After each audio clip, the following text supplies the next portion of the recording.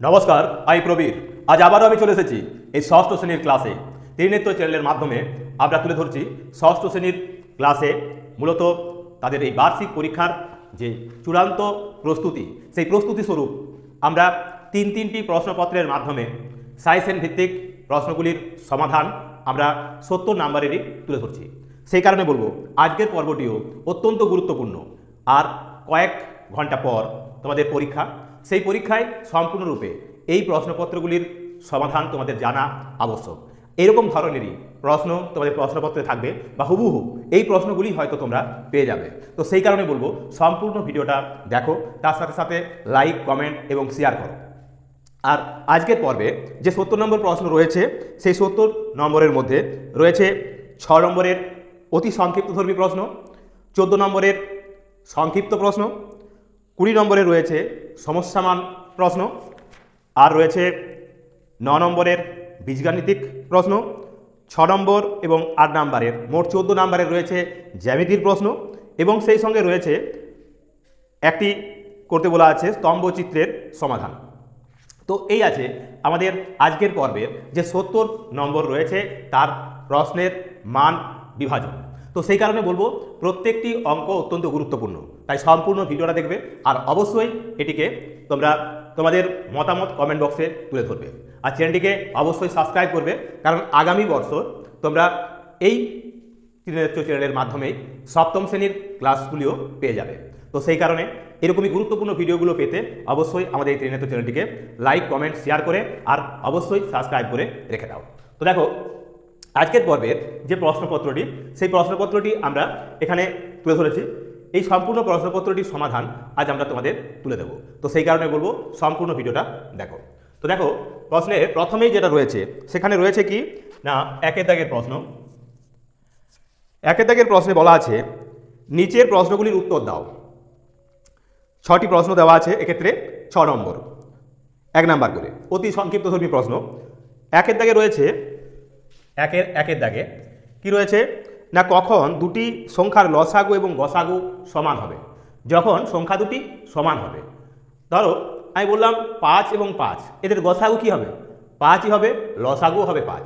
আবার ঠিক একই রকম যদি আমরা ধরি যে 37 বা 47, বা ধরো বললাম যে 4 অথবা 4, তার মানে সংখ্যাটা দুটো সমান হতে হবে, তাহলেই তাদের গসাগু এবং লসাগু একই হবে, অর্থাৎ সমান হবে। তাহলে সংখ্যা দুটি সমান হবে, এখানে লিখবো আমরা সংখ্যা দুটি সমান হবে। সংখ্যা দুটি যদি সমান হয় তাহলে তাদের লসাগু এবং গসাগুও সমান হবে। এবার দেখো 2 দাগের প্রশ্ন। 2 দাগের প্রশ্নে কি রয়েছে, এখানে বলেছে 5 এর অনন্যকের অনন্যক নির্ণয় করে তার বর্গের বর্গমূল কত হবে লেখো। তো দেখো এটাকে আসলে এরকম কথাগুলো একটা মার প্যাচের মধ্য দিয়ে রেখেছে, অর্থাৎ একটা প্যাচ দেওয়া আছে। আসলে সংখ্যাটা 5ই, 5 এর অনন্যকের অনন্যক, 5 এর অনন্যক 1-এর 5, তার আবার অনন্যক সেটা হবে 5। তারপরে বলেছে কি, সেই 5-এর কি বলা হচ্ছে না বর্গের, 5-এর বর্গ হলো 25, 25-এর আবার যদি বর্গমূল করি তাহলে 5ই হবে। তাহলে সংখ্যাটা হবে সংখ্যাটি সমান 5। এটা হবে আমাদের 2 দাগের প্রশ্নের উত্তর। এবার দেখো 3 দাগের প্রশ্ন। 3 দাগের প্রশ্নে রয়েছে কোনো সংখ্যার একক স্থানীয় অঙ্ক কি কি হলে সংখ্যাটি কখনো পূর্ণবর্গ হবে না। তাহলে পূর্ণবর্গ হবে না কোন কোন ক্ষেত্রে? যদি দেখা যায় সংখ্যাটির শেষ অঙ্কটি কি বলেছে না একক স্থানীয় অঙ্ক, অর্থাৎ এককের অঙ্কটি যদি দেখা যায় যে রয়েছে 2 অথবা 3 অথবা রয়েছে 7 অথবা রয়েছে 8, এই সংখ্যাগুলো যদি থাকে একক অঙ্কে তাহলে কিন্তু সেগুলোর পূর্ণবর্গ হবে না, অর্থাৎ তাদের পূর্ণবর্গ হবে না। আমরা জানি মূলত যাদের পূর্ণবর্গ হয় সেক্ষেত্রে কি কি থাকতে হবে? 1 থাকে, 4 থাকে, 5 থাকে, 6 থাকে, 9 থাকে এবং জোড়া শূন্য থাকে। তো এককের অঙ্ক একটি শূন্য কিন্তু হলে হবে না। তাহলে 2, 3, 7, 8 এবং শুধু একটি শূন্য থাকলে হবে না, দুটো শূন্য থাকতে হবে। তার মানে দশক স্থানীয় অঙ্কটিও দেখতে হবে আমাদের। তো এই অঙ্কগুলো আমরা বলব। এবার দেখো 4 দাগের প্রশ্ন, সমবাহু ত্রিভুজে 3টি কোণের অনুপাত কত হবে? এটি সমবাহু ত্রিভুজ মানে যার 3টি কোণ হবে 60 ডিগ্রি করে। তাহলে অনুপাত হবে কি? অনুপাত হবে সমবাহু ত্রিভুজের কোণ 3টির অনুপাত 60:60:60 সমান সমান দিয়ে লিখতে পারি আমরা 1:1:1 এভাবে লিখতে পারি। এবার দেখো 5 দাগের প্রশ্ন কি রয়েছে না, একটি বর্গক্ষেত্রের বাহুর দৈর্ঘ্য 1 সেমি হলে পরিসীমা কত? না বর্গক্ষেত্রের পরিসীমা সমান হলো 4 ইন্টু বাহু। তাহলে এখানে পরিসীমা হবে কি হবে না, পরিসীমা হবে 4 ইন্টু বাহু মানে এখানে x সেমি, তাহলে 4 ইন্টু x সেমি সমান সমান 4x সেমি। পরিসীমা সমান হবে 4x সেমি। এবার দেখো 6 দাগের প্রশ্ন অর্থাৎ 1 শেষ প্রশ্ন। 1 দাগের শেষ প্রশ্নে বলা আছে -8 এর পরম মান কত? -8 এর পরম মান হবে শুধু 8। তাহলে -8 এর পরম মান সমান সমান 8। তো এই হলো আমাদের এই পর্বের প্রথম যে 6টি প্রশ্ন রয়েছে তার সমাধান। এবার আমরা চলে যাব 2 দাগে যে প্রশ্নগুলো রয়েছে সেই প্রশ্নগুলির সমাধানে। তাই বলবো অবশ্যই ধৈর্য ধরে সম্পূর্ণ ভিডিওটা দেখো আর বাড়িতে একবার অনুসরণ করে নাও, কারণ সামনে কয়েক ঘন্টার মধ্যেই তোমাদের পরীক্ষা। সেই পরীক্ষায় যাতে করে এই প্রশ্নগুলো অবশ্যই তোমরা করতে পারো। আর তার সঙ্গে সঙ্গে অবশ্যই চ্যানেলটিকে সাবস্ক্রাইব করে রাখো। তো চলো এবার আমরা চলে যাব বাকি প্রশ্নগুলির সমাধানে। আগের প্রশ্ন 2 দাগের প্রশ্নে কি রয়েছে না, নিচের প্রশ্নগুলির উত্তর দাও। এখানে 2 7 14 অর্থাৎ সংক্ষিপ্তধর্মী প্রশ্ন। এখানে প্রত্যেকটি প্রশ্নের মান 2 করে রয়েছে। তাহলে 7টি প্রশ্ন আছে 2 দাগে। 1 দাগের প্রশ্ন এখানে কি বলেছে, এখানে বলা রয়েছে তুমি 400 টাকা দামের একটি বই দোকান থেকে 340 টাকায় কিনলে, দোকানদার তোমায় শতকরা কত ছাড় দিল? তাহলে ছাড় সমান সমান কত হবে?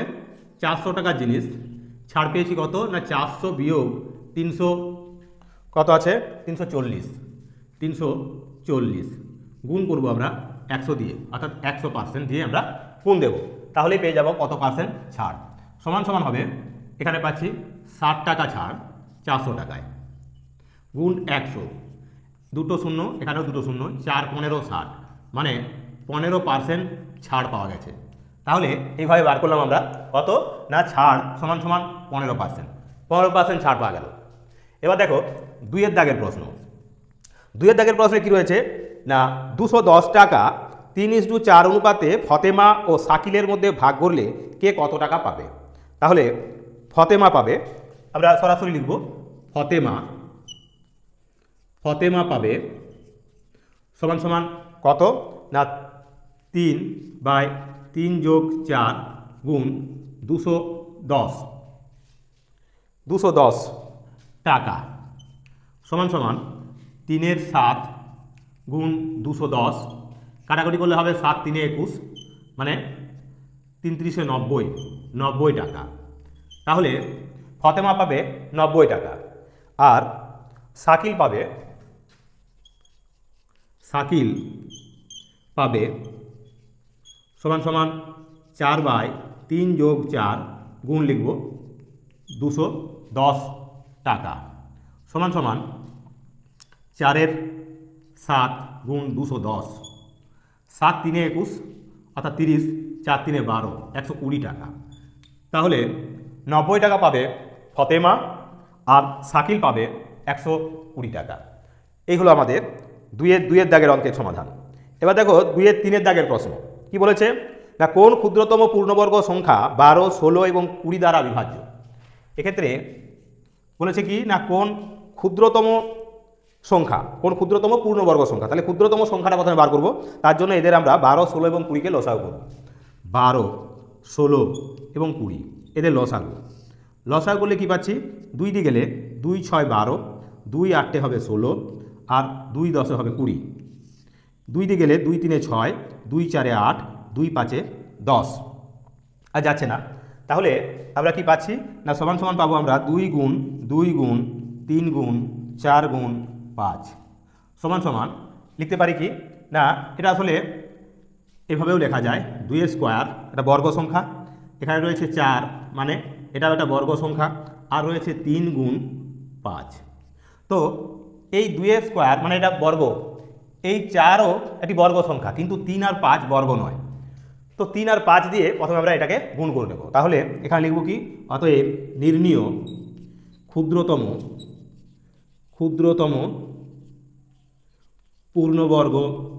পূর্ণবর্গ সংখ্যা সমান সমান, এদের গুণ করলে হবে 5 3 15, 15 4 60, 60কে আমরা যদি 4 দিয়ে গুণ করি তাহলে পাবো কত না 240। সেই 240-এর সঙ্গে আবার আমরা গুণ নেব এই 3 আর একটি 5 অর্থাৎ 15, এখানে 15 গুণ করব। তাহলে কত পাচ্ছি, 15 4 60, 15 2 30, 30 আর 6 হবে 36, অর্থাৎ 3600। এই 3600 হবে তাহলে কি না সেই ক্ষুদ্রতম পূর্ণবর্গ সংখ্যা, যাকে 12, 16 এবং 20 দিয়ে ভাগ করা যাবে। তো এই গেল আমাদের 2-এর দাগের 3টি আরও গুরুত্বপূর্ণ সংক্ষিপ্তধর্মী প্রশ্নের সমাধান। এবার আমরা চলে যাবো বাকি প্রশ্নগুলোর সমাধানে, তার আগে এই অংশটা মুছে নেব। তো চলো সম্পূর্ণ ভিডিওটা দেখতে থাকো। দেখো 2-এর দাগের 4-এর প্রশ্ন কি রয়েছে। 2-এর দাগের 4-এর প্রশ্নে বলা আছে বিয়োগ করো 11 বছর 8 মাস 18 দিন থেকে 8 বছর 8 মাস 27 দিন। তাহলে এখানে আমরা এভাবে লিখব 11 বছর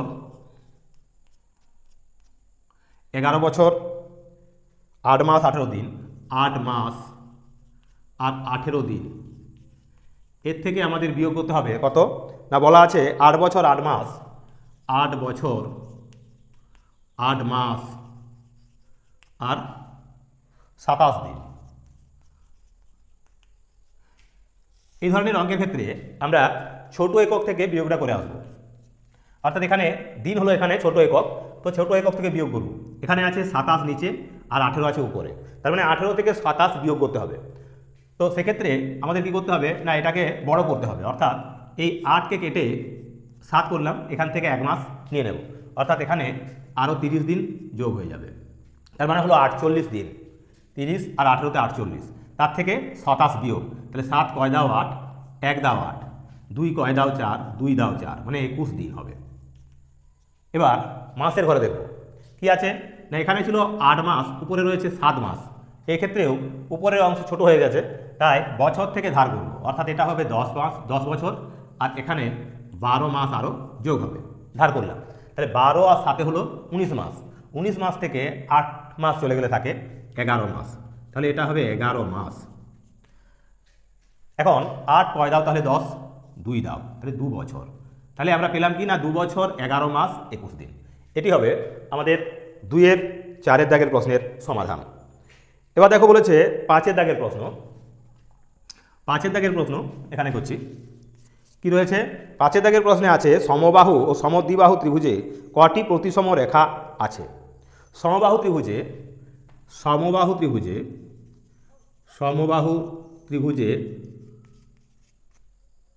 3টি এবং সমদ্বিবাহু ত্রিভুজে 1টি প্রতিসম রেখা থাকে। তাহলে কি হলো না, সমবাহু ত্রিভুজে থাকবে 3টি প্রতিসম রেখা, আর সমদ্বিবাহু ত্রিভুজে থাকবে 1টি প্রতিসম রেখা থাকে। এবার দেখো 6-এর দাগের প্রশ্ন। 6-এর দাগের প্রশ্ন 2-এর 6। 2-এর 6-এর দাগের প্রশ্নে কি বলেছে, পিতা ও পুত্রের বর্তমান বয়স যথাক্রমে x বছর ও y বছর। 5 বছর পূর্বে তাদের বয়সের সমষ্টি কত ছিল। তার মানে 5 5 10 বছর কিন্তু পিছনে যাচ্ছে, অর্থাৎ কমবে। তাহলে 5 বছর পূর্বে লিখব, 5 বছর পূর্বে পিতা ও পুত্রের বয়স ছিল, পুত্রের বয়সের সমষ্টি ছিল, বয়সের সমষ্টি ছিল, সমষ্টি ছিল সমান x প্লাস y। বর্তমানে তার থেকে আরও আমরা 5 বছর করে পিছাবো, তাই 5 গুণ 2 এভাবে লিখব। সমান সমান আমরা লিখতে পারি যে x প্লাস y মাইনাস 10 বছর। এ হবে 5 বছর আগে পিতা ও পুত্রের বয়সের সমষ্টি। এবার দেখো 2-এর দাগের 7-এর প্রশ্ন। 2 এর দাগের 7 এর প্রশ্ন কি রয়েছে না 3.378 7 এবং 8 এর মাথায় রয়েছে পৌনঃপৌনিক, একে সামান্য ভগ্নাংশে পরিণত করতে বলা আছে। তাহলে এখানে আছে 3 রয়েছে কি না 3.378, এই 7 এবং 8-এর মাথায় আছে পৌনঃপৌনিক, সমান সমান দিয়ে লিখবো আমরা 3 পূর্ণ এখানে 378-এর কি আছে না 99 বাই, যেহেতু দুটির মাথায় এখানে পৌনঃপৌনিক রয়েছে তাই দুটো নয়, একটার মাথায় এখানে কি রয়েছে না কোনো পৌনঃপৌনিক নেই তাই একটা 0, এভাবে লিখব। তাহলে এখন এদের যদি আমরা কাটাকুটি করি তাহলে কতবার যাবে না, এক্ষেত্রে আমরা এদের 2 দিয়ে কাটছি, 2 দিয়ে কাটলে হবে 2 4 8, 2 9 18, আর এটাকে 2 দিয়ে কাটলে হবে 2 5 10। এবার এদের 2 দিয়ে কাটলে কত হবে 2 1 2 17 হলো, 2 8 16, 2 9 18, এটা পাচ্ছি। এবার 9 দিয়ে কাটছি, 9 দিয়ে কাটলে 9 2 18, 9 1 9, 9 দিয়ে কাটলে হবে 9 5 45, আর এটা হবে 9 5 45।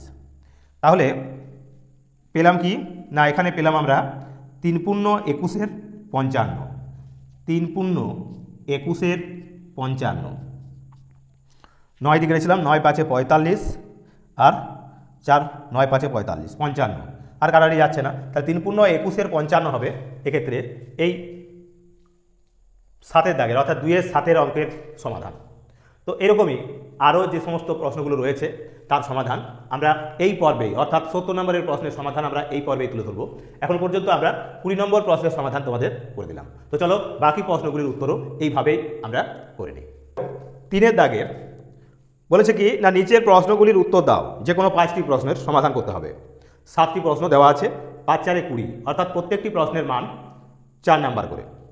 তো দেখো প্রথম প্রশ্ন 3-এর দাগের 1-এর প্রশ্ন কি রয়েছে না সরল করো, দেওয়া আছে এখানে 2 পূর্ণ 4-এর 9 ভাজিত তৃতীয় বন্ধনী 4-এর 5 বিয়োগ 2 পূর্ণ 3-এর 4 দ্বিতীয় বন্ধনী 5-এর 12 বিয়োগ 16/33।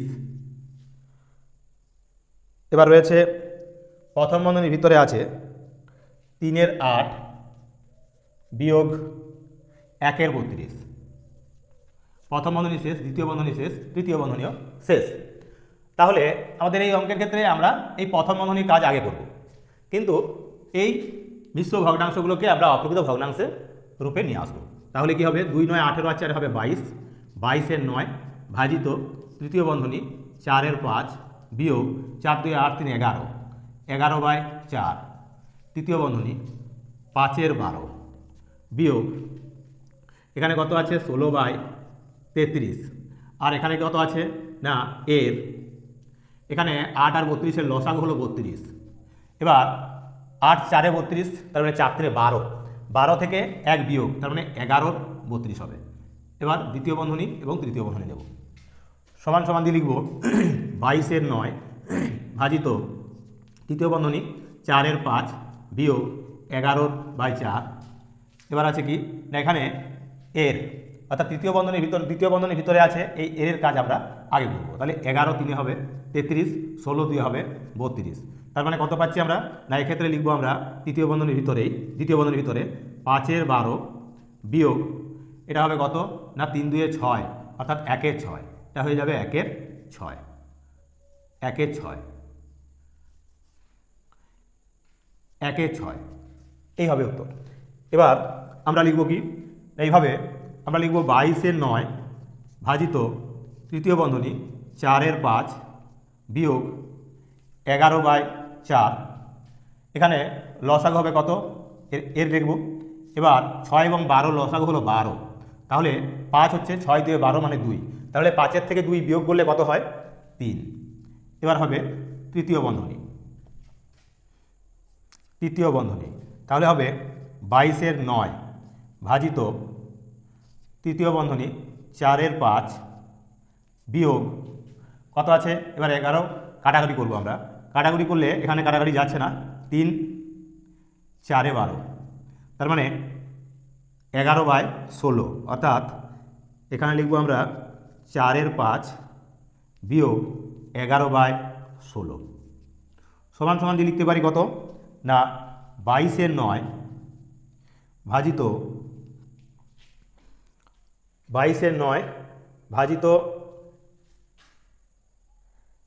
এখানে এটা দুবার হয়ে গেছে লেখা,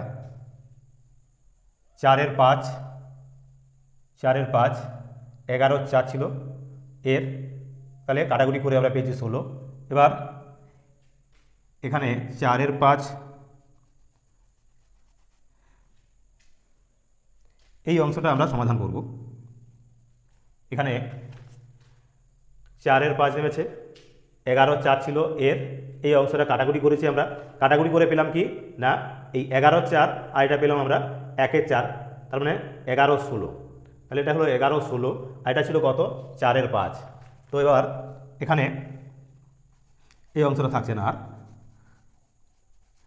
এখানে থাকবে 22/9 ভাজিত 22/9 ভাজিত সমান সমান কি লিখবো তাহলে, এখানে বিয়োগ আছে, তাহলে 16 আর 5-এর এবার আমরা লসাগু করব, হবে 80, তাহলে 5 16 80 মানে 16 4 64, 64 থেকে 5 16 80 মানে 5 11 55, তাহলে 64 থেকে 55 বিয়োগ মানে 9, অর্থাৎ 9/80, 9/80 হবে। তাহলে সমান সমান দিয়ে আমরা লিখতে পারি কত না, এখানে আমরা লিখব তখন এই 22/9 গুণ 80/9 উল্টে গেল, তাহলে পাচ্ছি কত, এবার যদি আমরা গুণ করি 8 দিয়ে, 8 দুগুণে 16 আর 8 দুগুণে 16 আর একে হবে 17, 176, এবার শূন্যটা বসে গেল আর এটা হবে 81, তাহলে কত হবে, এবার এই 1760কে 81 দিয়ে ভাগ দিচ্ছি, তাহলে দুবার গেল, 2 দিয়ে গেলে 2 1 2, 2 8 হবে 16, 2 কয় দাও 6, 4 দাও 6, 6 কয় দাও 7, 1 দাও 7, 140, এবার 81 1 81 বিয়োগ দিলে কত পাবো, 1 কয় দাও 10, 9 দাও 10, 8 1 9 কয় দাও 14, 5 দাও 14, তার মানে পাচ্ছি আমরা কত না 21×59/81, তাহলে এই 3-এর 1-এর দাগের প্রশ্নের সমাধানে পাবো আমরা 21×59/81। তো এই গেল আমাদের এই সরল অঙ্কটির সমাধান, অর্থাৎ সমস্যামান একটি প্রশ্নের সমাধান। এবার আমরা চলে যাব 3-এর 2-এর দাগের প্রশ্নে। তো চলো দাগের প্রশ্ন, 3-এর 2-এর দাগের প্রশ্ন কি রয়েছে, এখানে বলা আছে 0 ছাড়া এমন একটি ক্ষুদ্রতম পূর্ণবর্গ সংখ্যা খোঁজো যা 25 40 এবং 60 দিয়ে বিভাজ্য। তো আমরা আগের যে একটি অঙ্ক তোমাদের করে দিলাম, অর্থাৎ সংক্ষিপ্তধর্মী যে একটি প্রশ্ন ছিল 2-এর 3-এর দাগের, ঠিক তেমনভাবেই আমরা এই অঙ্কটিও সমাধান করব। তাহলে প্রথমে 25 40 এবং 60 এদের লসাগু করব। কতবার যাচ্ছে 5 দিয়ে, 5 5 হবে 25, 5 8 হবে 40 আর 5 12 হবে 60, 2 দিয়ে গেল 5, 2 4 8, 2 6 12, 2 দিয়ে গেল 5, 2 2 4, 2 3 হবে 6, তাহলে লসাগু হবে কত, লসাগু সমান সমান 5 গুণ 2 গুণ 2 গুণ 5 গুণ 2 গুণ 3, 5 গুণ 2 গুণ 3। তো এক্ষেত্রে আমরা এবার দেখব বর্গ আকারে কারা রয়েছে, দুটো 5 আছে, তাহলে এটা বর্গ আকারে আছে, দুটো 2 রয়েছে, এটা বর্গ আকারে, এখানে এই একটা 2 এবং একটা 3 এরা কিন্তু বর্গ আকারে নেই, তাহলে এরা একা একা আছে। তাহলে সমান সমান দিয়ে আমরা লিখতে পারি লসাগুটা কত হলো, লসাগু সমান 5 স্কোয়ার মানে 25, 2 স্কোয়ার মানে 4, 25 4 হলো 100, 106 হলো 600, তাহলে 600 হলো লসাগু। এবার চেয়েছে ক্ষুদ্রতম পূর্ণবর্গ সংখ্যা, তাহলে লিখব কি না, অতএব ক্ষুদ্রতম পূর্ণবর্গ সংখ্যা সমান সমান এই 600 গুণ এদের একটা 2 এবং একটা 3 আরও গুণ করলে বর্গ সংখ্যা হয়ে যেত, তাহলে 2 3 6 গুণ করবো, অর্থাৎ 6 6 3600, তাহলে এরও উত্তর কিন্তু 3600 আমরা পাবো। তো এই গেল আমাদের 3-এর 2-এর দাগের প্রশ্নের সমাধান। এবার দেখো 3-এর দাগের প্রশ্ন কি রয়েছে, বলেছে ফসল উঠার মুখে ধানের দাম ছিল কুইন্টাল প্রতি 1080 টাকা, বর্ষাকালে ধানের দাম 15% বৃদ্ধি পেয়েছে। যে কৃষক ফসল ওঠার মুখে 12 কুইন্টাল ধান বিক্রি করেছেন, তিনি বর্ষাকালে সেই পরিমাণ ধান বিক্রি করলে কত টাকা বেশি পেতেন? তাহলে 12 কুইন্টাল ধানের দাম কত ছিল প্রথমে ফসল ওঠার মুখে? তাহলে লিখব ফসল ওঠার মুখে 12 কুইন্টাল ধানের মোট দাম ছিল সমান সমান কত হবে না 1080 গুণ 12 সমান 12 দিয়ে গুণ করলে 7 × 4 = 8 × 12 = 96 আর এখানে 9 বসে গেল, 12 × 12 0, তার মানে 12,960 টাকা। এটা ছিল ফসল ওঠার মুখে 12 কুইন্টাল ধানের দাম। এখন 15% বৃদ্ধি পেয়েছে ধানের দাম, বর্ষাকালে 15% বৃদ্ধি পেয়েছে। তাহলে এবার লিখব কি? তাহলে বর্ষাতে ওই 12 কুইন্টাল ধানের দাম হবে সমান সমান কত না 100 টাকা জায়গায় সেটা হবে 115 টাকা, কারণ 15% বেড়েছে, তাই 115 লিখব, গুণ এখানে লিখব কত 12,960 টাকা। এবার আমরা কাটাকুটি করব, এই শূন্য কেটে গেল, পাই দিয়ে কাটলে 5 2 10, পাই দিয়ে কাটলে 5 23 হবে কত না 115। এবার দেখো 2 দিয়ে কাটবো এটাকে, 2 দিয়ে কাটলে 2 6 12, 2 3 6, 2 4 8, 8 2 8 16, অর্থাৎ 23কে আমরা 648 দিয়ে গুণ করব। তাহলে 648কে আমরা 23 দিয়ে গুণ করব, কত পাচ্ছি 3 8 24, 3 4 12, 13 14, 3 6 18 আর একে 19, গুণ 2 8 16, 2 4 8 আর একে 9 আর 2 6 12,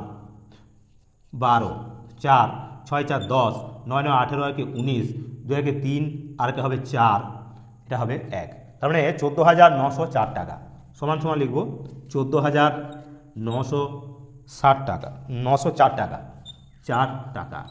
এটা হবে যদি বর্ষার সময় আমরা ধানটা বিক্রি করি।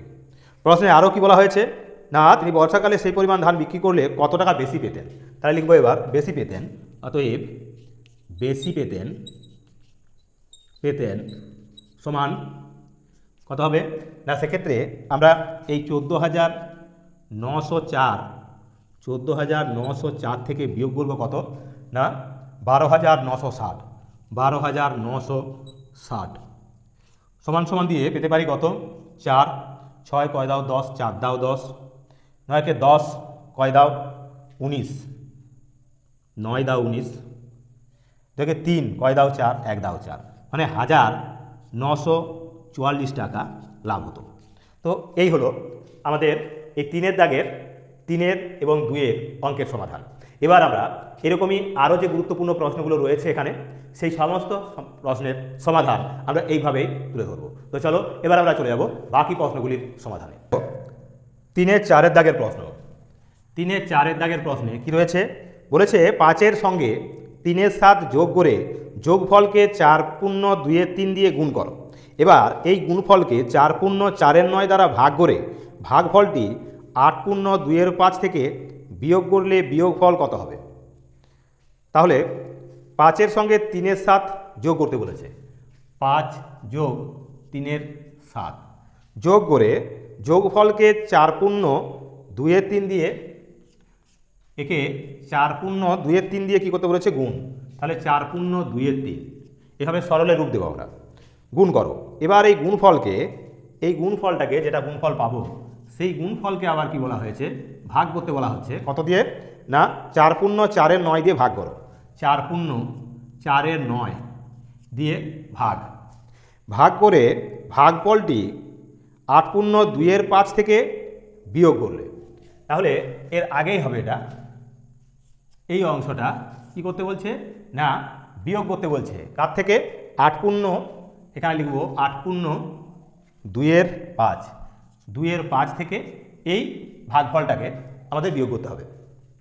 তো তাহলে অঙ্কটা এইভাবে লিখবো এবার, 8 দুগুণে 8 5 40 আর 2 হবে 42, 42-এর 5 তৃতীয় বন্ধনী, দ্বিতীয় বন্ধনী, এবার রয়েছে কি না প্রথম বন্ধনীতে যেটা রয়েছে অর্থাৎ 5 সাথে 35 আর 3 হবে 38, তাহলে এটা হবে 38-এর 7 গুণ কত আছে 3 4 12 আর 2 হবে 14, 14/3। এবার বন্ধনী ছিল দ্বিতীয় বন্ধনী দিলাম, 4 9 36 আর 4 হবে 40, তাহলে 40-এর 9, এটা হবে তৃতীয় বন্ধনী। সমান সমান দিয়ে আমরা লিখব কত না 42-এর 5, 42-এর 5 এখানে বিয়োগ আছে, বিয়োগ 42-এর 5 বিয়োগ তৃতীয় বন্ধনীর ভিতরে তাহলে আছে 38-এর 7 গুণ 14/3 গুণ চিহ্ন দিলাম। এবার এটাকে আমরা ভাগ থেকে গুণে নিয়ে চলে এলে 9/40 এভাবে লিখছি।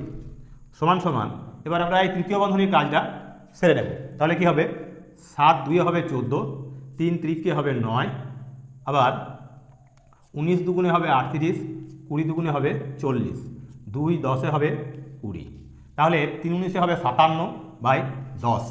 তাহলে এখানে লিখবো আমরা 42-এর 5 বিয়োগ 57/10 সমান সমান দিয়ে লিখতে পারি কত 5 আর 10-এর লসাগু হবে 10। এবার 5 2 10 মানে 2, 42 দুগুণে হবে 84 বিয়োগ এখানে হবে 57 সমান সমান 7 কয় দাও 14, 7 দাও 14, 5 রেখে 6 কয় দাও 8, 2 দাও 8, 27-এর 10 সমান 2 পূর্ণ 10 দুগুণে 20 আর 7-এ 27, তাহলে 2 পূর্ণ 7-এর 10। তাহলে এখানে বলা ছিল 5-এর সঙ্গে 3-এর 7 যোগ করে যোগফলকে 4 পূর্ণ 2-এর 3 দিয়ে গুণ করো। এবার সেই গুণফলকে 4 পূর্ণ 4-এর 9 দ্বারা ভাগ করে ভাগফলটিকে 8 পূর্ণ 2-এর 5 থেকে বিয়োগ করলে বিয়োগফল কত হবে। তো আমরা এইভাবে সরল রূপ দেবো, সরলের রূপ দিয়ে এর সমাধান করব। কত পেলাম না 2 পূর্ণ 7-এর 10। এবার দেখো আমাদের পরের পৃষ্ঠাতে যে প্রশ্নটি রয়েছে সেখানে কি বলা রয়েছে না 5-এর দাগের প্রশ্ন। সেখানে 5-এর দাগের প্রশ্নে বলা আছে রঘুনাথপুর গ্রামের একটি পুকুর সংস্কার করতে যতজন লোক কাজে লেগেছিল তারা ততদিন কাজ করে মোট 12,375 টাকা পারিশ্রমিক পেলেন। প্রত্যেকের দৈনিক পারিশ্রমিক যদি 55 টাকা হয় তবে কতজন কাজে যোগ দিয়েছিলেন।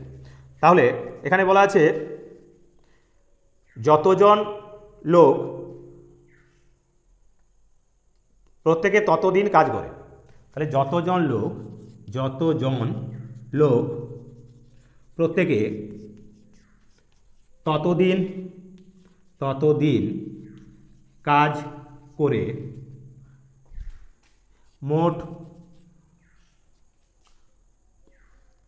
55 টাকা দৈনিক মজুরিতে মোট পারিশ্রমিক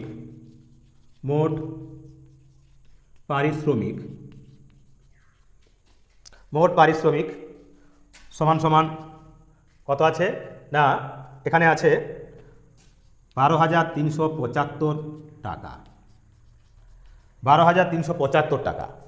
অতএব এখানে বলেছে কি তাহলে প্রত্যেকে দৈনিক পারিশ্রমিক যদি 55 টাকা হয় তবে কতজন কাজে যোগ দিয়েছিল। তাহলে কাজে যোগ দিয়েছিল, তাহলে লিখব কাজে যোগ দিয়েছিল সমান সমান √ কত 12,375, তাকে আমরা প্রথমে ভাগ দেব কত দিয়ে এই 55 টাকা দিয়ে, যেহেতু দৈনিক তাদের মজুরিটা হলো 55, তাহলে এই যতজন তত টাকা করে দিয়েছে সেটা পেয়ে যাব। তাহলে কতজন ছিল সেটা পাবো বর্গমূল করার জন্য। এবার 5 দিয়ে কাটছি, 5 11 হবে 55, এটাকে 5 দিয়ে কাটলে হবে কত 5 দিয়ে হবে 10, 2 23 হলো, 5 4 20, 3 37, 5 7 হলো 35, 2 25, 5 5 25।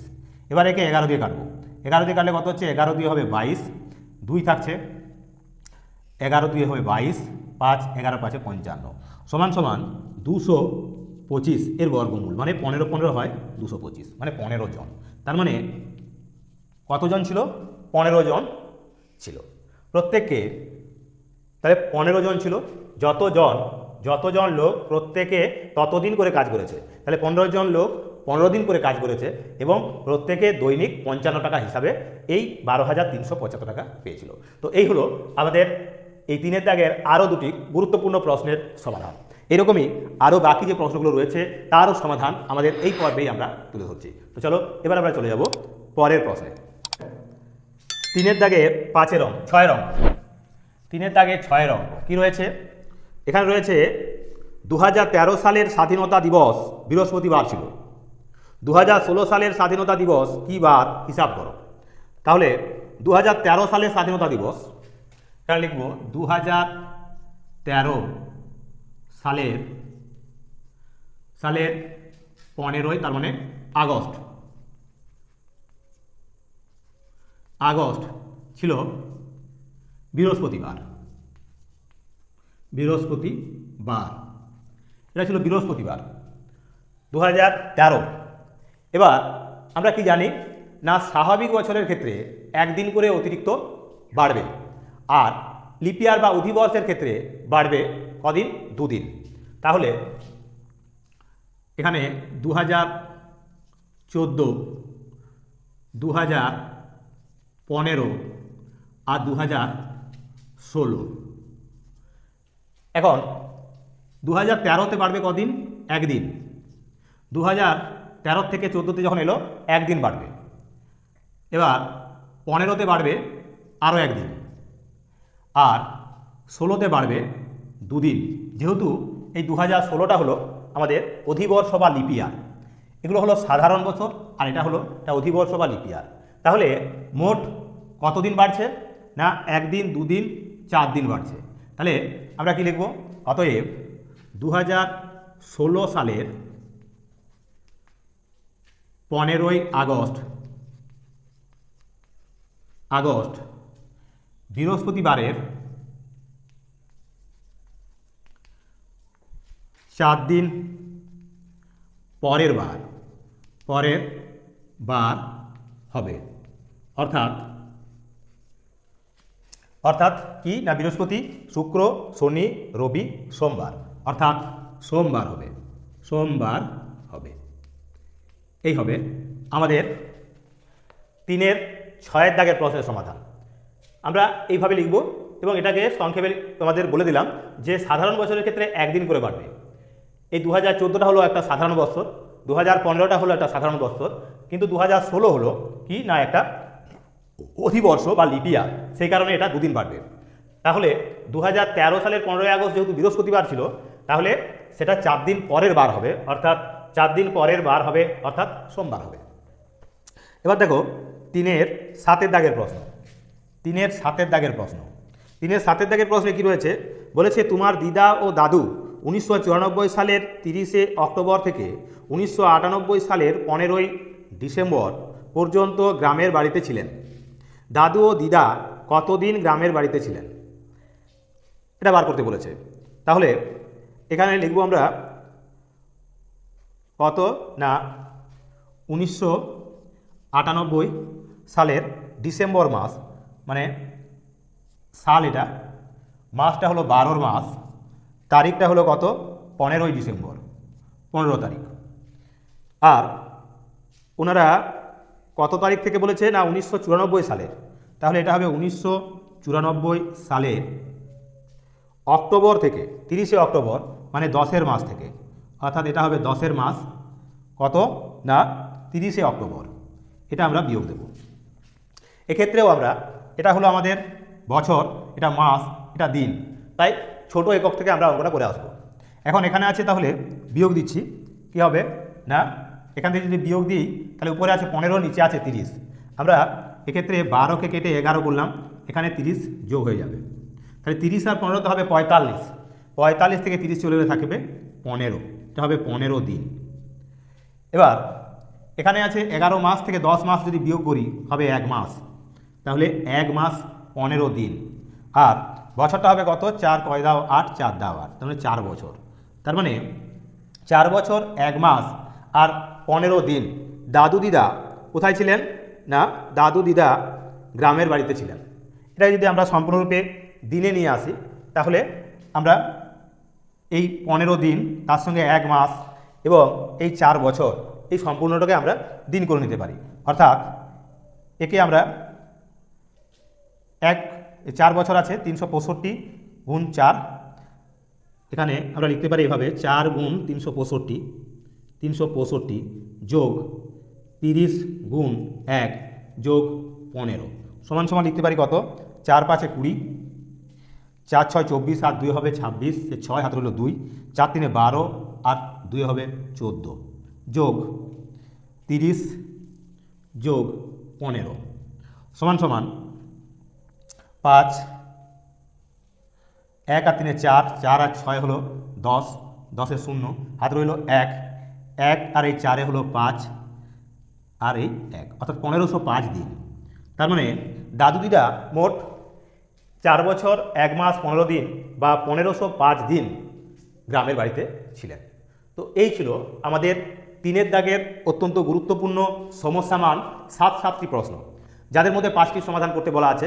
আমরা তোমাদের সুবিধার্থে 7টি প্রশ্নের সমাধান করে দিয়েছি, যাতে করে এই প্রশ্নগুলো এলে তোমরা সম্পূর্ণরূপে প্রশ্নপত্রটির সমাধান করে আসতে পারো। তো চলো এবার আমরা চলে যাবো বাকি প্রশ্নগুলির সমাধানে। তার আগে আবারও বলবো যে অবশ্যই চ্যানেলটিকে সকলে সাবস্ক্রাইব করে রাখবে, তাহলেই কিন্তু এই প্রশ্নগুলো গুরুত্বপূর্ণ এবং এই সময় মাফিক তোমাদের পাওয়ার একটা ক্রেডিট আমরা পাবো। তো চলো এবার আমরা চলে যাব পরবর্তী প্রশ্নে। 4-এর দাগের প্রশ্ন। 4-এর দাগের প্রশ্নে কি বলা আছে? নিচের প্রশ্নগুলির উত্তর দাও। যে কোনো 3টি প্রশ্ন, 3 × 9 নম্বর, অর্থাৎ এই বীজগণিতের মোট 5টি প্রশ্ন দিয়েছে, 3টি করতে বলা আছে 9 নম্বরের জন্য। আমরা 5টি প্রশ্নের সমাধান করব। তো দেখো প্রথম প্রশ্নে যেটা রয়েছে, প্রথম প্রশ্নে আছে x = 1, y = 1 আর z = 2 হলে xy plus yz plus zx সমান কত? তাহলে এখানে আছে xy plus yz plus zx, এটা চাওয়া হয়েছে, সমান কত হবে? xy, x কত? 1 আর y সমানও 1, তাহলে 1 × 1 প্লাস y দেওয়া আছে কত? 1 আর z সমান দেওয়া আছে 2, তাহলে 1 × 2 প্লাস কি দেওয়া আছে? z সমান দেওয়া আছে 2 আর x সমান দেওয়া আছে 1, তাহলে 2 × 1 সমান সমান কত হচ্ছে? সমান সমান আমরা পাবো 1 যোগ 2 × 1 = 2 যোগ 2 × 1 = 2 সমান 2 2 4 1 5, তাহলে xy plus yz plus zx সমান সমান হবে 5। আমরা এখানে শুধু x, y এবং z এর মানগুলি বসিয়ে তাদের মধ্যে যে সম্পর্ক রয়েছে সেই সম্পর্ক স্থাপন করেছি। এবার দেখো 2-এর দাগের প্রশ্ন। 4-এর 2, 4-এর 2 রয়েছে সংখ্যা রেখার সাহায্যে +7 ও -17 এর যোগফল নির্ণয় করো। তাহলে এখানে আমরা সংখ্যা রেখার সাহায্যে এদের যোগফল নির্ণয় করতে বলা আছে। 0 বাইন এখানে 1 2 3 4 5 6 7 8 9 10 লিখলাম। এখানে লিখছি আমরা -1 -2 -3 -4 -5 আর -6 -7 -8 এই রূপে আমরা এখানেও লিখলাম। এখন প্রথমে বলা রয়েছে কি না +7, তাহলে এখান থেকে আমরা প্রথমে +7 এ গেলাম, এটা হলো +7। এবার আমাদের এখান থেকে ঘুরে যেতে হবে কত ঘর না, বলা রয়েছে -17, তাহলে 1 ঘর 2 ঘর 3 ঘর 4 ঘর 5 ঘর 6 ঘর 7 ঘর 8 ঘর 9 ঘর 10 11 12 13 14 15, এখানে 16, এখানে 17, অর্থাৎ আমাদের এখানে লিখব -9, এখানে হবে -10, এখানে এসে উপস্থিত হবে, অর্থাৎ -10 হবে উত্তর। তাহলে এখান থেকে আমরা যে উত্তরটা পাচ্ছি সেটা হলো কি না, এখান থেকে এটা হবে উত্তর, এটা হবে -10 আর এটা হলো কত? -17। তাহলে -17 পর্যন্ত আমরা পিছন দিকে ফিরবো, তাতে করে আমরা যে উত্তরটা পেলাম সেটা হলো কত? -10। তাহলে উত্তর হবে -10। এবার দেখো রয়েছে 3-এর দাগে, বলেছে সরল অঙ্কটি সমাধান করো। কি রয়েছে? 3-এর দাগের প্রশ্ন, সরল অঙ্ক রয়েছে +20 এর বিপরীত সংখ্যা। +20 এর বিপরীত সংখ্যা কি হবে? -20 লিখব। তারপরে রয়েছে মাইনাস আছে ব্র্যাকেটের বাইরে। এবার ব্র্যাকেটের ভিতরে আছে -7 এর বিপরীত সংখ্যা। -7 এর বিপরীত সংখ্যা হবে +7। বন্ধনীর শেষে লেখা রয়েছে প্লাস দিলাম। তারপর লেখা আছে +2 এর বিপরীত সংখ্যা। +2 এর বিপরীত সংখ্যা হবে -2 মাইনাস, এবার লিখব -8 সমান সমান কি লিখব? তাহলে -20 এখানে আমরা বন্ধনীটা ভাঙলে -20, মাইনাসে প্লাসে -7, মাইনাসে প্লাসে হবে -2, এটা হবে মাইনাসে মাইনাসে +8, সমান সমান কত হবে? 20 আর 8 হলো 28, না এখানে আছে -20, -7, 27, -2, -29, তার থেকে আমাদের কি বাদ? না 8 বাদ, -29 থেকে 8 বিয়োগ করলে হবে -21, এটা হবে এর উত্তর, তো -21। এবার দেখো চারের দাগের প্রশ্ন বলেছে, একটি স্কুলের m জন ছাত্রের মধ্যে y% ছাত্র উপস্থিত, তবে আজ কতজন ছাত্র অনুপস্থিত? তাহলে উপস্থিত আছে y%, তাহলে কতজন অনুপস্থিত আছে? অনুপস্থিত ছাত্র সংখ্যা সেটা আমাদের বার করতে বলা আছে। তাহলে হবে, আমরা যদি শতকরা ধরে নিই তাহলে সেটা হবে এই 100 বিয়োগ y এত %, এটা হলো অনুপস্থিত, এটা অনুপস্থিত। তো এই অনুপস্থিতি m জন ছাত্রের মধ্যে তাহলে কত হবে? তো m জনের মধ্যে অনুপস্থিত সমান সমান কত? না এত %, অর্থাৎ এই 100 - y বাই 100 ইন্টু m জন, এতজন অনুপস্থিত। এইটি হবে আমাদের এই 4 দাগের 4 অঙ্কের সমাধান। তো এই হলো আমাদের 4 দাগের আরও বেশ 4টি গুরুত্বপূর্ণ প্রশ্নের সমাধান। এবার আমরা চলে যাব বাকি যে প্রশ্নগুলো তার সমাধানে। তো অবশ্যই ধৈর্য ধরে বাকি প্রশ্নগুলির সমাধানও দেখে নাও। তো 4 দাগের 5 অঙ্ক, 4 দাগের 5 অঙ্কে কী রয়েছে? দুটি চল ও দুটি ধ্রুবক সংখ্যার প্রত্যেকটি একবার নিয়ে যোগ, গুণ ও ভাগ চিহ্নের সাহায্যে একটি বীজগাণিতিক সংখ্যামালা লেখো। তাহলে দুটি চল আর দুটি ধ্রুবক সংখ্যা প্রত্যেকটিকে একবার নিয়ে যোগ, গুণ ও ভাগ চিহ্নের সাহায্যে একটি বীজগাণিতিক সংখ্যামালা তৈরি করতে বলেছে। তাহলে আমরা লিখব এভাবে, 2x প্লাস 3y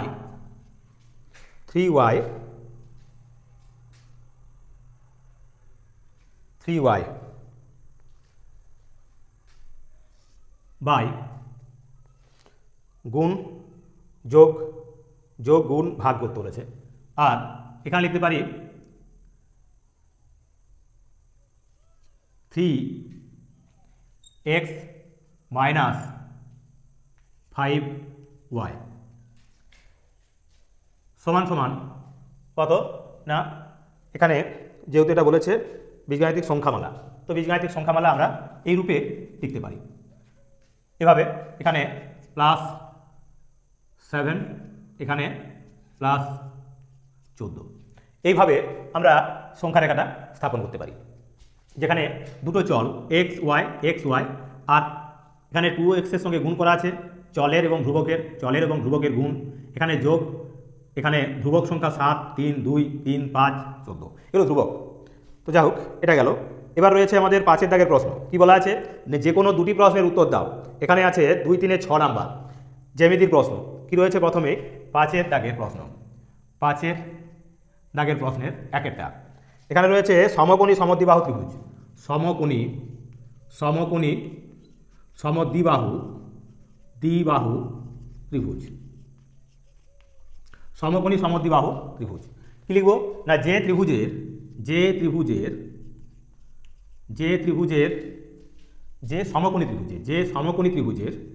সমকোণী ত্রিভুজের সমকোণ সংলগ্ন বাহু দুটি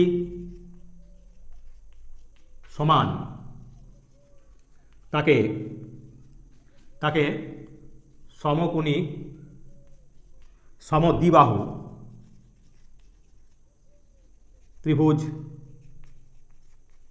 বলে, সমকোণী সমদ্বিবাহু ত্রিভুজ বলে।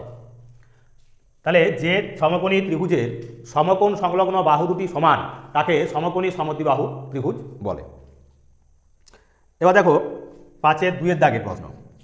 5 এখানে চিত্রটা আমরা তুলে ধরি। চিত্রটা হবে এইরূপ, এই হবে ছবিটা। এখানে হবে এটা 90 ডিগ্রি, এই বাহুটা সমান এই বাহুটা, অর্থাৎ এ বি সি। তাহলে এখানে হবে এই এ বি সমান সমান বিসি, আর কোণ এ বি সি সমান 90 ডিগ্রি।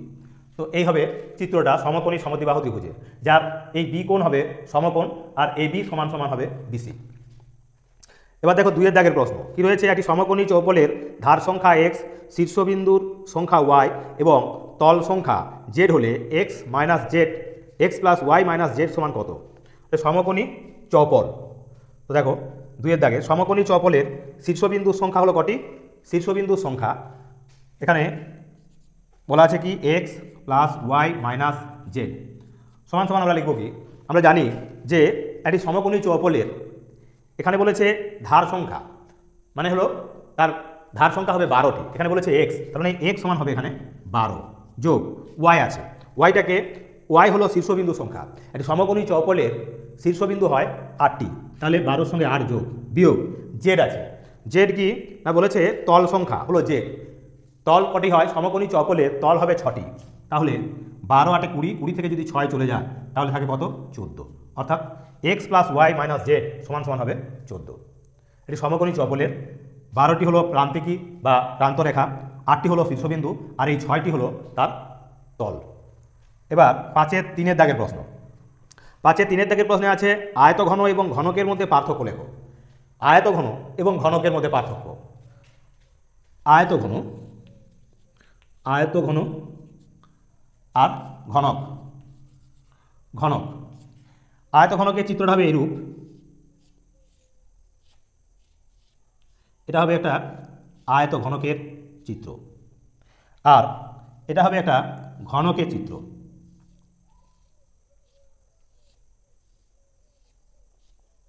এটা হবে ঘনকের চিত্র।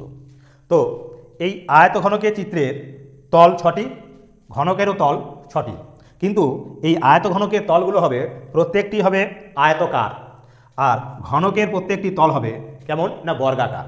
এটি হলো এদের মূল পার্থক্য। তাহলে মূল পার্থক্য হলো এর প্রত্যেকটি তল আয়তঘনকের, আয়তঘন বা আয়তঘনকের প্রত্যেকটি তল হবে আয়তকার, আর এর প্রত্যেকটি তল হবে কি না বর্গাকার। তাই আয়তঘনকের আমরা কি পাবো?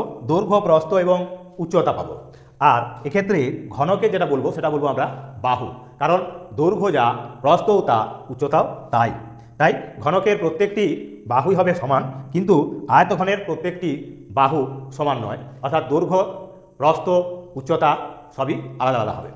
তো এই হলো আমাদের এই জ্যামিতির সম্পর্কিত 3টি এবং 4 এর দাগের একটি প্রশ্নের সমাধান, অর্থাৎ 4টি গুরুত্বপূর্ণ প্রশ্নের সমাধান আমরা আরও তোমাদের তুলে ধরলাম।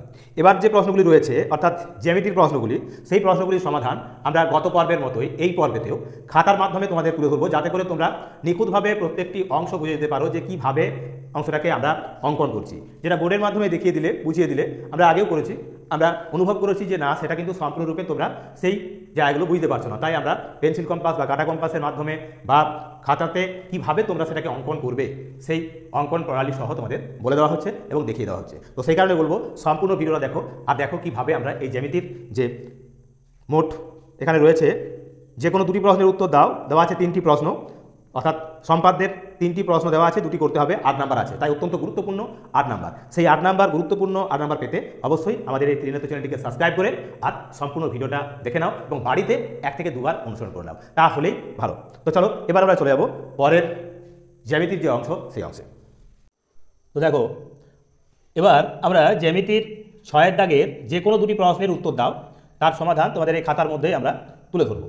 তো সেখানে কি বলা রয়েছে না বলেছে, প্রথম প্রশ্নে রয়েছে চাঁদার সাহায্যে 120 ডিগ্রি কোণ এঁকে স্কেল এবং পেন্সিল কম্পাসের সাহায্যে কোণটিকে সমান 4টি ভাগে বিভক্ত করো। তো দেখো এবার আমরা এর সমাধান কীভাবে করি। তাহলে প্রথমে আমাদের কাজ হবে কি না 120 ডিগ্রি কোণ আমরা চাঁদার সাহায্যে তোমাদের এঁকে নেব, চাঁদার সাহায্যে আমরা এঁকে নেব। তো দেখো চাঁদার সাহায্যে আমরা 120 ডিগ্রি কোণ এঁকে নিচ্ছি। প্রথমে 120 ডিগ্রি কোণ, তো যাতে করে তোমরা বুঝতে পারো সেই কারণে আমরা পেন্সিলের পরিবর্তে কলম ব্যবহার করছি। তো দেখো একটা দাগ টেনে নিলাম, এখানে একটা পয়েন্ট করে নেব। এবার আমাদের এই পয়েন্ট থেকে আমরা 120 ডিগ্রি কোণ আঁকবো। তো এর জন্য আমরা এখান থেকে দেখে যাব, এখানে রয়েছে কত 0, তাহলে আমাদের 120 হবে কোথায় না এখানে, এখানে হবে 120 ডিগ্রি। এবার আমরা স্কেল দিয়ে এই 120 ডিগ্রি যোগ করে নেব। তাহলে এবার আমরা যোগ করছি। তো দেখো এটা হলো আমাদের 120 ডিগ্রি, এই গেল 120 ডিগ্রি। এবার কি বলা ছিল, দেখো বলা রয়েছে যে এবার পেন্সিল কম্পাসের সাহায্যে, স্কেল এবং পেন্সিল কম্পাসের সাহায্যে একে 4টি ভাগে বিভক্ত করতে বলেছে। তো আমরা এখানে 4টে টুকরো করবো একে, এই অংশটা একটু বেড়ে গেছে। এবার একে আমরা যে কোনো একটা বৃত্তচাপে প্রথমে ঘুরিয়ে নিচ্ছি। এবার একে প্রথমে আমরা সমদ্বিখণ্ডিত করব, অর্থাৎ অর্ধেকের বেশি ব্যাসার্ধ নিয়ে এখান থেকে কাটবো আর এখান থেকে কাটবো। এটা হলো একটা টুকরো। এবার এদের আমরা যোগ করে নেব,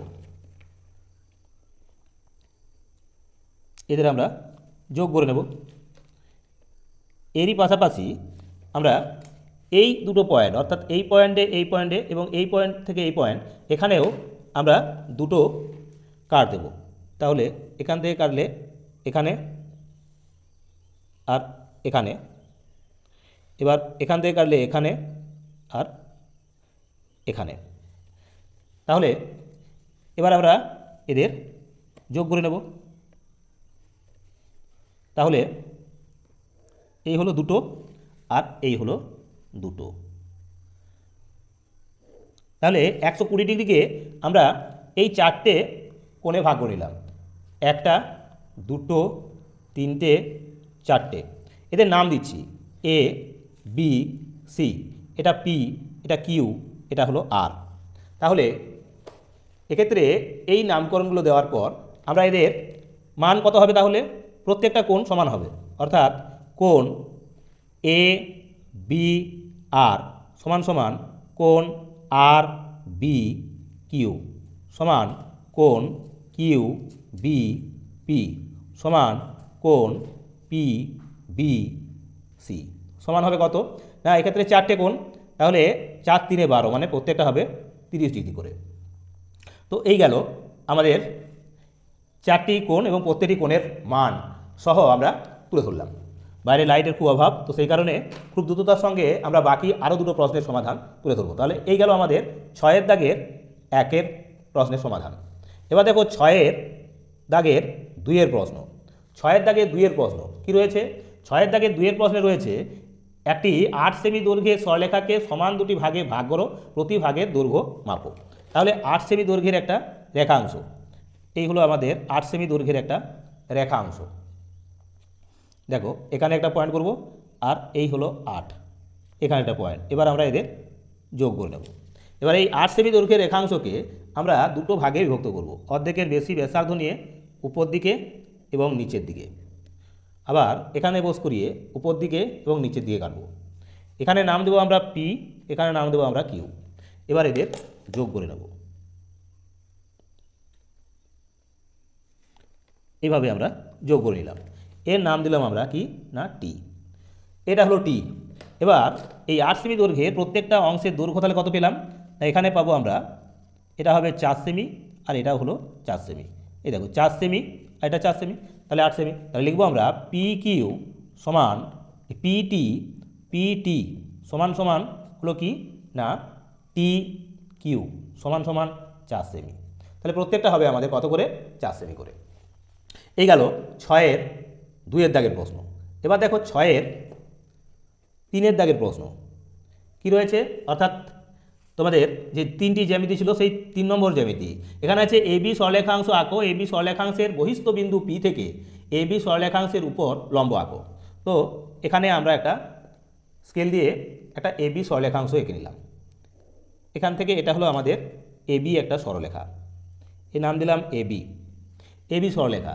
সেই এ বি সরলরেখাকে কী করতে বলেছে, তার বহিস্থ একটা বিন্দু, মানে বাইরে একটা বিন্দু ধরলাম যে এখানে একটা বিন্দু আছে, তার নাম হলো পি, এই বিন্দুটা হলো পি। এবার এই এ বি সরলরেখার উপর আমাদের লম্ব অঙ্কন করতে হবে।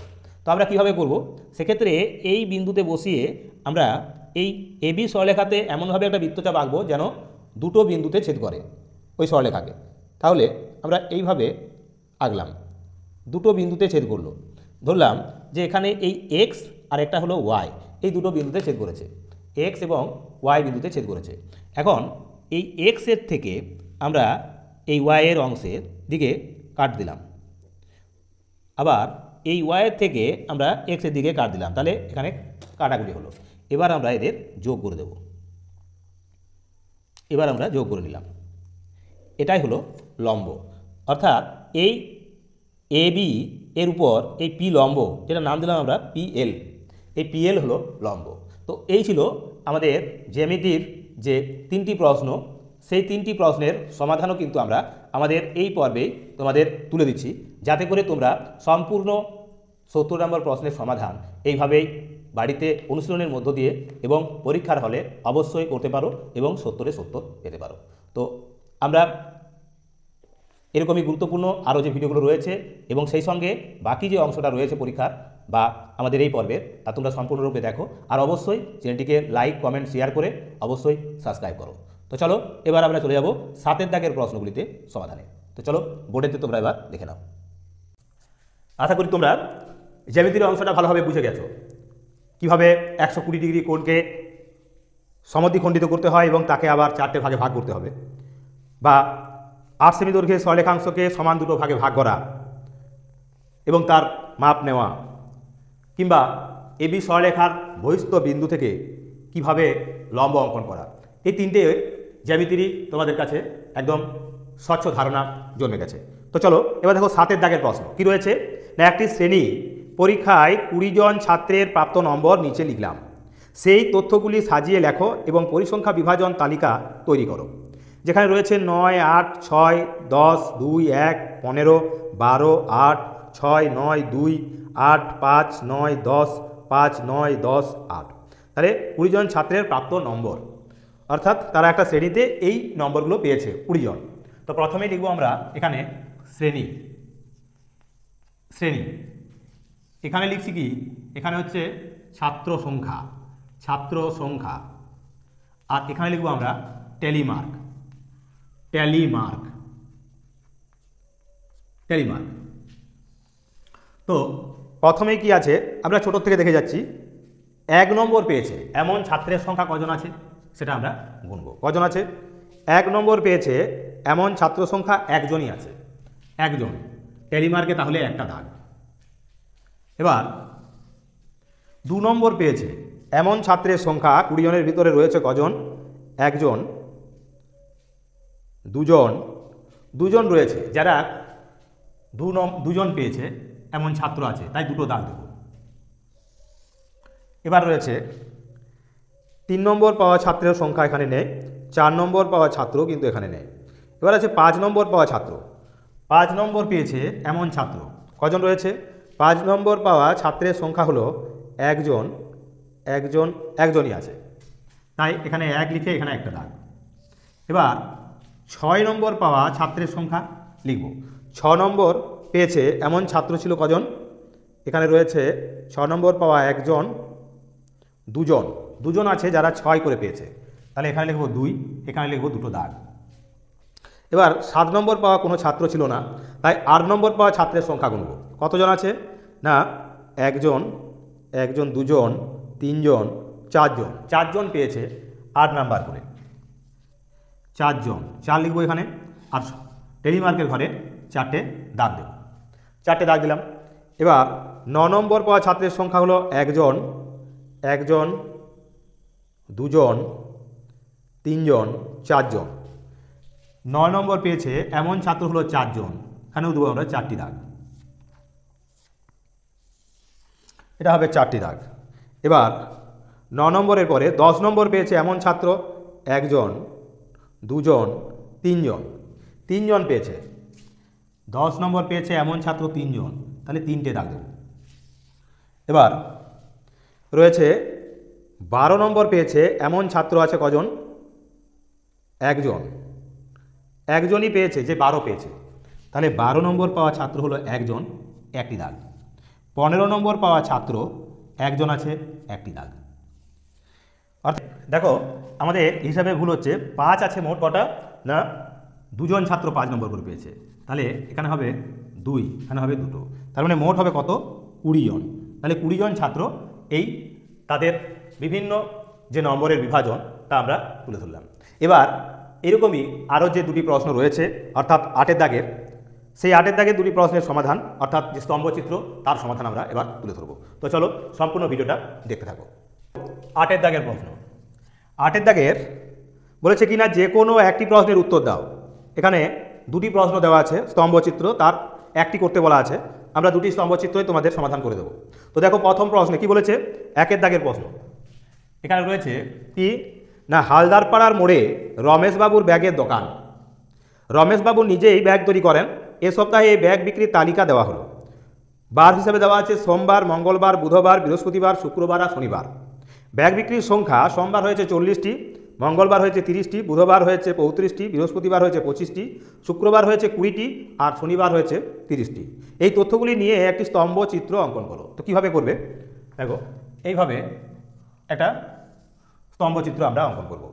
এখানে লিখব আমরা ব্যাগ সংখ্যা, ব্যাগ সংখ্যা, এখানে লেখা থাকবে আমাদের ব্যাগ সংখ্যা, এটা হবে আমাদের ব্যাগ সংখ্যা, এদিকে লিখব। আর এখানে লিখব বার, বিভিন্ন যে বারগুলো রয়েছে সেই বারগুলো। প্রথমেই আমরা লিখব এখানে কি, সোমবার, সোমবার, এখানে হলো মঙ্গলবার, এখানে লিখব আমরা বুধবার, এখানে লিখব আমরা বৃহস্পতিবার, এবার এখানে লিখব আমরা শুক্রবার, আর এখানে লিখব আমরা শনিবার। এই বারগুলো আমরা এখানে লিখে নিলাম। এবার এখানে ব্যাগের যে সংখ্যাগুলো, এখানে 0, এক একটা আটকে আমরা এক এক একক সমান 5টা করে ব্যাগ, তাহলে 5, এখানে 10, এখানে 15, এখানে 20, এখানে 25, এখানে 30, এখানে 35, এখানে 40, এখানে 45, এইভাবে আমরা লিখতে পারি। তো কি বলা আছে, প্রথমে সোমবার দিন দেওয়া আছে 40টা ব্যাগ বিক্রি হয়েছে, সোমবার দিন 40, মানে এখান থেকে এভাবে আমরা এই সোমবারের ঘরটিকে চিহ্নিত করব। এইভাবে সোমবার দিন আমরা যে ব্যাগগুলো বিক্রি হয়েছে তার স্তম্ভচিত্র তৈরি করলাম। এবার মঙ্গলবার দিন বলা আছে 30টি, তাহলে এই হলো 30-এর ঘর, তাহলে এখান থেকে আমরা এইভাবে, অর্থাৎ এইভাবে আমাদের মঙ্গলবার দিন, এটা হলো 40, এটা হলো 30টি ব্যাগ বিক্রি হয়েছিল, 40টি ব্যাগ বিক্রি হয়েছে মঙ্গলবার দিন। বুধবার দিন বলা আছে 35, তার মানে এই সোজা এইভাবে বুধবার দিন, তার মানে এরকম আমরা এভাবে দেখাবো। এই স্তম্ভটা হলো আসলে কিসের না, আমাদের বুধবার দিন। এবার বৃহস্পতিবার দিন আছে 25টি, মানে এই সোজা এভাবে আমরা সোজা করে নেব।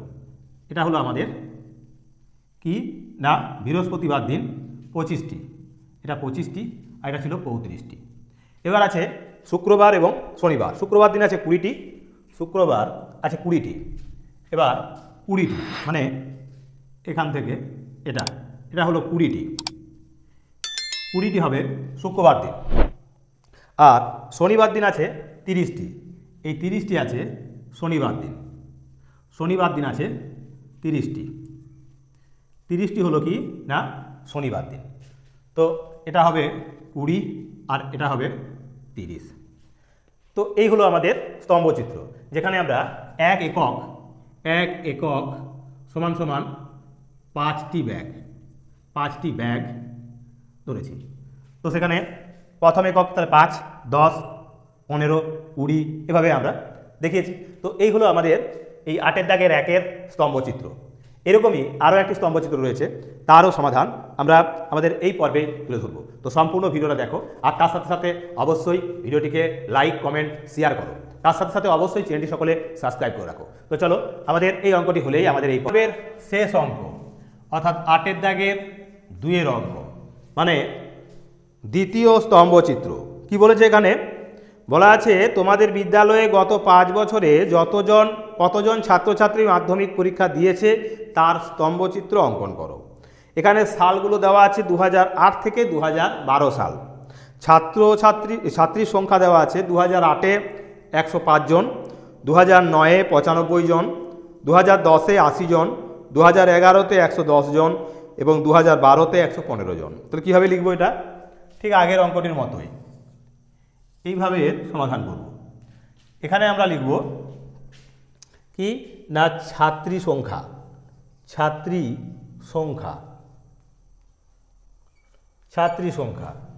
আর এখানে লিখব এটাতে ছাত্রী সংখ্যা আর এখানে লেখা থাকবে আমাদের সালগুলো কি আছে 2008 সাল, 2008, 2009, 2010, 2011 আর একটা হলো 2012। এই হলো আমাদের 5টা সাল। সেই 5টা সালে যে ছাত্রছাত্রীর সংখ্যাটা দেওয়া আছে আমরা এই সংখ্যাগুলোকে কি করব না এখানে আমাদের দেখানোর জন্য আমরা তোমাদের 5 করে করে দেখানো যাবে না, তাহলে অনেকগুলো দাগ কাটতে হবে। আমরা এক্ষেত্রে 10, 15 করে দেখাবো। তো এখানে 0, এখানে 15, এটা 30, 45, তাহলে এটা হবে 15, 30, এটা হবে 45, এটা হবে 60, এটা হবে 75, এটা হবে 90, এটা হবে কত না 7, 15, 105 আর 8, 15, 120, 120 কত পর্যন্ত ছিল? 115 পর্যন্ত ছিল। তো যাই হোক আমরা 120 পর্যন্ত এখানে সংখ্যা রেখা দেখালাম। এবার 2008 সালে বলেছে কি? 2008 সালে বলেছে 105 জন ছাত্রছাত্রী মাধ্যমিক পরীক্ষা দিয়েছে। তাহলে 2008 সালে 105 জন মানে এই সোজা, এটা হবে 2008 সাল। আবার 2009 সালে দিয়েছিল 95 জন, এই 90 থেকে তার মানে একটু বেশি, অর্থাৎ এখানে এটা 90 থেকে আমরা উপরে রাখবো, এটা হবে 2009 সাল। এবার 2010 সালে ছিল 80 জন, অর্থাৎ এই 75 থেকে উপরে এরকম জায়গায় হবে, এটা হবে 2010 সাল। আর 2011 সালে ছিল 110 জন, 110 জন অর্থাৎ এটা হবে এখানে উঠবে 110 জন। আর 2012 সালে দিয়েছে 115 জন, তাহলে এটা এখান থেকে হবে, তাহলে এটা হবে, অর্থাৎ এখানে লিখবো আমরা 115 জন, এটা ছিল আমাদের 110 জন, এখানে ছিল আমাদের কত না 80 জন, এখানে ছিল আমাদের 95 জন আর এখানে ছিল আমাদের 105 জন। এবার এদেরকে আমরা বিভিন্ন রকমভাবে চিহ্নিতকরণ করতে পারি। এই রূপে দেখালাম, দেখতে ভালো লাগবে, এরূপ একটা চিত্র এখানে তৈরি করে নিয়েছি। তো এই হলো আমাদের এই 2008 থেকে 2012 সালের যে মাধ্যমিক পরীক্ষায় ছাত্রীরা বসেছিল তাদের সংখ্যার একটা স্তম্ভচিত্র, যেখানে দেখা যাচ্ছে সবচেয়ে বেশি হলো 2012 সালে, তার থেকে কম ছিল 2011-তে 5 জন কম, তারপরে সবচেয়ে কম যেটা ছিল সেটা হলো 2010 সালে। এই 2010 সালে ছাত্রীর সংখ্যাটা ছিল সবচেয়ে কম। তো এই ছিল আজকের পর্বের অত্যন্ত গুরুত্বপূর্ণ 70 নম্বর প্রশ্নের সমাধান, যে প্রশ্নগুলোর সমাধান তোমাদের আগামী 2 দিনের ভিতর যে বা 4 দিনের মধ্যে যে সব বিদ্যালয়ে এই ষষ্ঠ শ্রেণীর গণিত পরীক্ষা অনুষ্ঠিত হবে সেখানে এই প্রশ্নগুলির সমাধান জানা তোমাদের অতি আবশ্যক ছিল। তো সেই কারণেই আমরা সেই গুরুত্ব বুঝে সাইসেন ভিত্তিক আমরা 3টি প্রশ্নপত্র বেছে নিয়েছি এবং সেই 3টি প্রশ্নপত্রের সমাধান তোমাদের তুলে দিচ্ছি। এটি আমাদের দ্বিতীয় প্রশ্নপত্র। আরও একটি প্রশ্নপত্র আগামী পর্বেই তোমরা পেয়ে যাবে, যাতে করে তোমরা 70-এ 70 নম্বর পরীক্ষায় পেতে পারো তার আপ্রাণ চেষ্টা আমরা করেছি। তোমরাও আশা করব যে এরকমই চেষ্টা করে সম্পূর্ণরূপে ভিডিওগুলো দেখবে এবং সেই সঙ্গে বাড়িতে অনুশীলন করবে। আর তার সাথে সাথে অবশ্যই আমাদের এই চ্যানেলটিকে সাবস্ক্রাইব করে আগামী দিনেও আমাদের পাশে এইরকমভাবেই থাকবে। আর আমরাও তোমাদেরকে সময় সময় বিভিন্ন প্রতিযোগিতামূলক পরীক্ষা তথা বিভিন্ন পরীক্ষার প্রস্তুতি স্বরূপ আমরা সপ্তম শ্রেণী, অষ্টম শ্রেণী এবং এই ষষ্ঠ শ্রেণীর ক্লাসেরও তোমাদের ভিডিও দেব। তো সেই কারণে বলবো, অবশ্যই যারা আমাদের সঙ্গে দীর্ঘ